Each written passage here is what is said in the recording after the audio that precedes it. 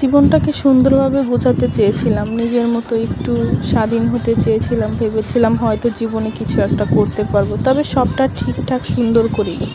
কিন্তু আমার ভালো দেখে কারো ভালো লাগে না। আমি এখানে এসেছি, সেটাকে তারা গীবত হিসেবে সৃষ্টি করছে। কেন রে ভাই? আমি তো এখানে খারাপ কিছু করছি না, আর তোরা কেন আমাকে নিয়ে পড়ে আছিস? আমি কি তোদেরকে মাইনে দিয়ে এখানে রেখেছি? আমার নিন্দা পরচর্চা করতে তোদের কেন? ভেবেছিলাম নিজের কিছু অস্তিত্ব তৈরি করব, নিজে ইনকামের একটা পথ তৈরি করব, নিজের পায়ে নিজে দাঁড়ানোর চেষ্টা করব।